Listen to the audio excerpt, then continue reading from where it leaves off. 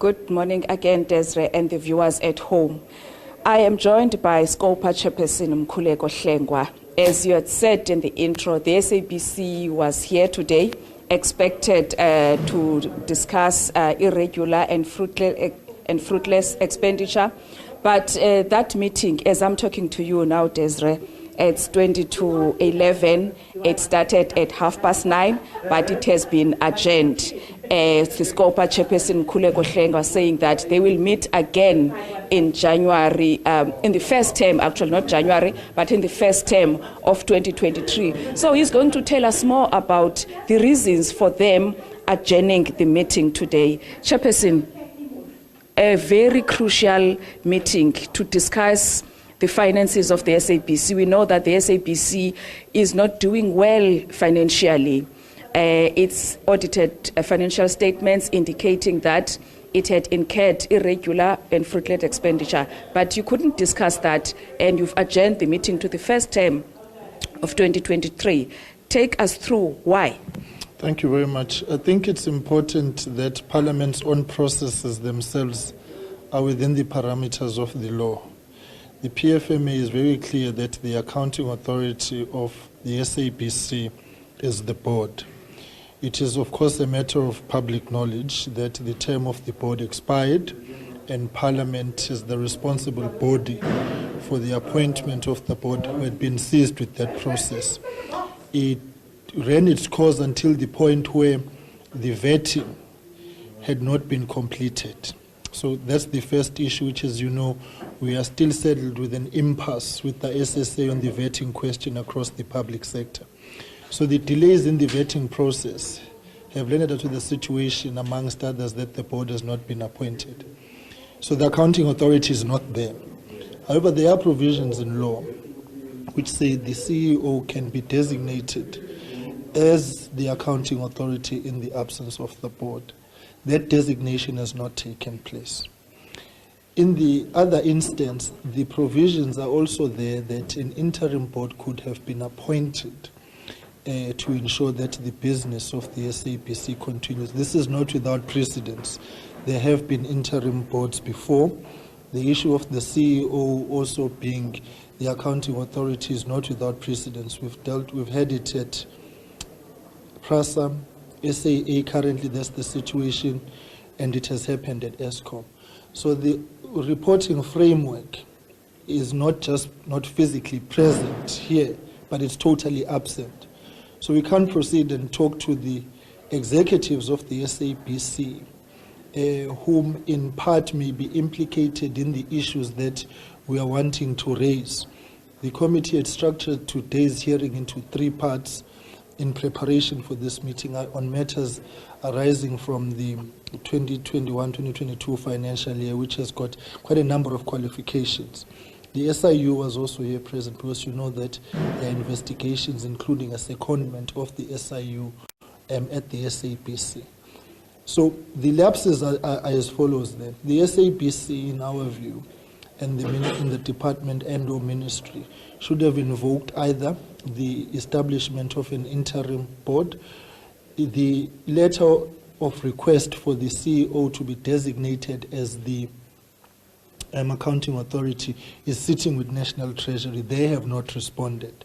So whatever material point you look at it, there could have been no way in which, if we are consistent, as we should be, with the prescripts of the law, that we continue with this meeting, because we're then talking to the wrong people just because they are physically here, which is okay, great, it's nice, but they are not within the authority and the purview to field the questions and to take responsibility, ownership and accountability of the issues we raise. So the decision we took lightly. It's not an easy decision, but at the same time, if we allow this kind of precedence, then it means anybody can just appear and talk to us without actually being the responsible person.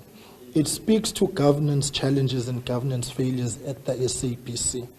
It's an indication of how things are not within the parameters of a dashboard to track where the challenges are.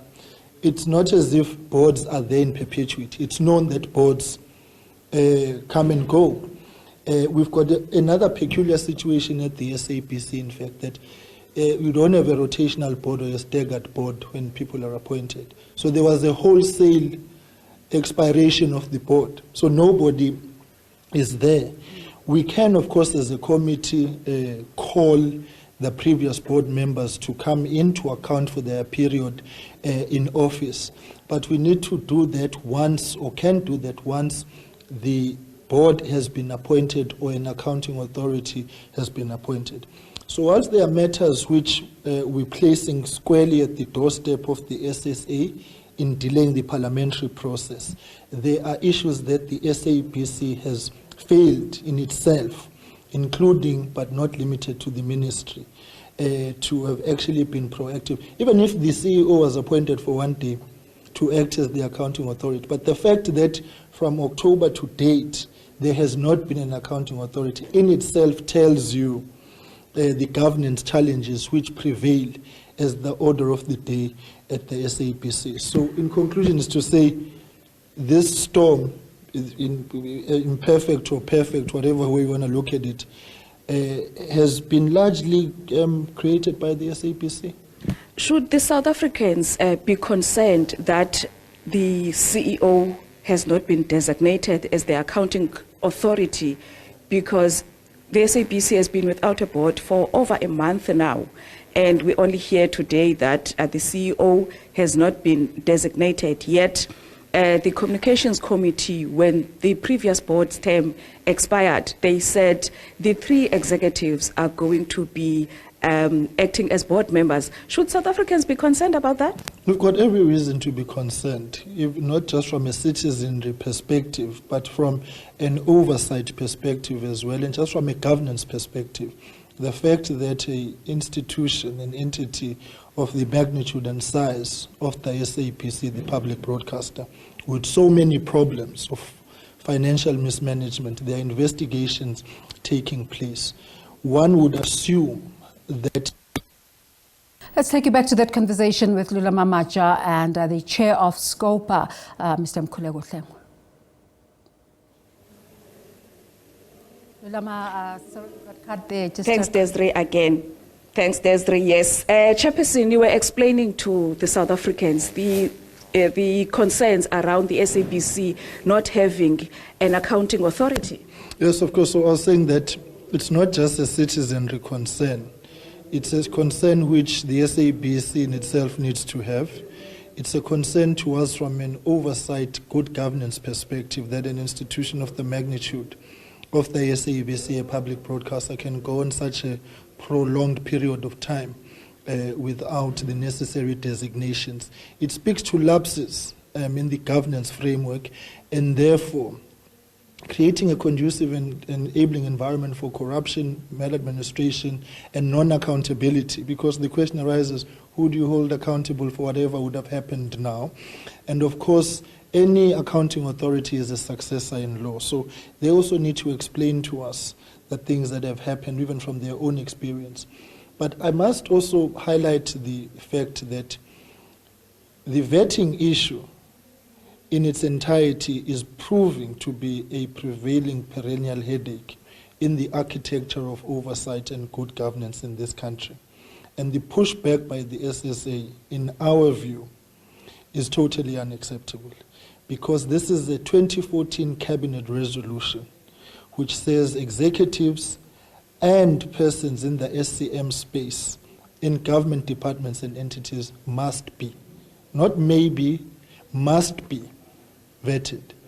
We've had problems of vetting at the SABC. You'll recall there was a board member with false qualifications. We've had problems at PRASA, and the CEO had to be relieved of his duties.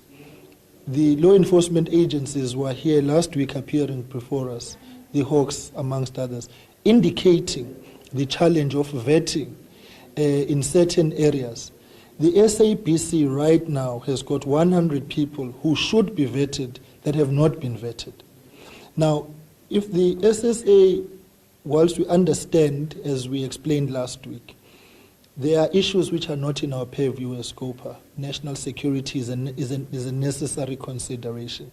So the question SCOPA is asking is not the how part of the vetting and the national security. It's the why. Why are you not performing this basic fiduciary responsibility, which must be an enabler to good governance and push back on the frontiers of corruption? So this impasse, as far as we are concerned, besides being unacceptable, is creating a conducive environment for people to be in office when they should not be in office. And it is posing a risk, a fundamental risk, to financial management within the parameters of the law. So I'm once again, prevailing on the minister and the SSA to appear before us next week on the 30th, so that we can have this difficult discussion, so that we can right the wrongs that prevail currently. It's not a situation that is assisting them either. We are actually existing as this committee, amongst others, where there are challenges in operations of government departments. We plug in to provide solutions. So if there's a problem on that, let's resolve it. And the legal opinion confirms our position as a committee. Talking about the minister, you even threatened to subpoena him for appearing before SCOPA, Minister Mondle Gungubele, in the presidency, responsible for state security. If he does not appear, what's your plan? What's the way forward? Well, I don't think subpoenas must be viewed as a threat, because then they become a confrontational interaction. But they are a necessary safeguard for Parliament to be able to do its job, to ensure that if people on invitation don't appear and are required to appear, that they will appear. So it must not be viewed as a threat, but as a commitment that if it does not happen that they appear, the committee will invoke its right to subpoena and summons the minister. We do this because it is absolutely necessary to protect the collective integrity of parliamentary processes. The Zondo Commission, amongst others, indicts Parliament about, to use my own summary, being an extension of the executive. We need to draw the line of the separation of powers. And so, once again, it's quite clear to us that we are well within our rights to deal with the issues which are within our purview. Yes, the national security matters, the secrecy matters, the intelligence matters are housed correctly so in the Joint Standing Committee on Intelligence. But here we are saddled with a collapsing public sector human resource infrastructure where there are lapses. And the SSA has got a duty to perform, so they must come in. So the committee took a decision that if the minister doesn't appear next week, we will invoke the right, and I intend on following through on behalf of the committee on that. I must hasten to say, the minister has written to me over the course of the weekend, indicating that he is prepared to appear before the committee, however, is taking the matters on legal advisement, because we have furnished him with the legal opinion which strengthened, Parliament's legal opinion, which strengthens our position, because it's even better that he gets the legal outlook of the institution where he's expected to appear. So it's Parliament saying to him, no, don't worry. What SCOPA is telling you and asking you to do is well within the parameters of Parliament's operational framework. So the matters before him, and the SSA in its entirety has got a choice to make now. My advice is that they take the choice to appear. The SABC appears here. There's the CFO and the COO. The CEO is not here, which everybody in the meeting was assuming that he has been designated powers to be the accounting authority. Are you worried about that the CEO did not come? Was there an apology from him? The CEO wrote to me on Monday night indicating that he is in Qatar negotiating sports rights for the World Cups. Seemingly South Africa was given 29 games and they want to up the quantum of those games. That's the explanation that was given. And well, we could not have plucked him out of Qatar and brought him here. But having said that, It's quite regrettable, though, that in the prevailing circumstances of the leadership vacuum, and the challenges which are at SABC, that would have taken precedence. I think that point must be made and reiterated for them to actually understand that parliamentary oversight is not an option. It's a must. It's a constitutionally entrenched right for Parliament to, and a duty. So I think we must disabuse, they must disabuse themselves. This is just generally now. Disabuse themselves of assuming that there's negotiation about how and when and why anybody must be oversighted to be held accountable. Not an option. And so that's why we've been having these difficult conversations with all the entities, ESCOM, SAA, law enforcement agencies, SABC, water.